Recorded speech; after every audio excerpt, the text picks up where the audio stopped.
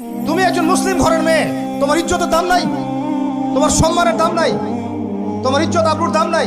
তুমি কেমন করে নগ্ন হয়ে বাইরে ঘুরতে পারো? তুমি কেমন করে একটা অমুসলিম ছেলের সাথে প্রেমের সম্পর্ক করতে পারো? কিভাবে তুমি একটা অমুসলিম ছেলের সাথে বেড়ে যেতে পারো? তার সামনে তোমার তোমার পায়জামা কেমন করে খুলতে পারো তুমি? আমার ল্যাঙ্গুয়েজ আপনি রাগ করেন না। আমি খুবই ফেড আপ এদের উপরে।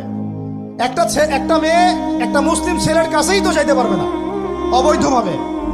যাইতে হইলে তোমার শর্ত তিনটা: বিয়ে করতে হবে, বালেগ হইতে হবে, সাক্ষী থাকতে হবে, মোহর দিতে হবে, তারপর যাইতে পারবে তুমি। মুসলিম তো মুসলিম করতে করতে এখন অমুসলিমদের সাথে প্রেম করা শুরু করছো। আর যখন অমুসলিমদের দ্বারা তোমরা ধর্ষিত হচ্ছ, তোমাদেরকে পাচার করতেছে, তখন বলে এসে আমাদের কাছে চিঠি লেখো যে আমরা এখন কি করব। এদের কি ভাইয়া নাই? বাসায় কি বাবা নাই? বাসায় ভাই নাই?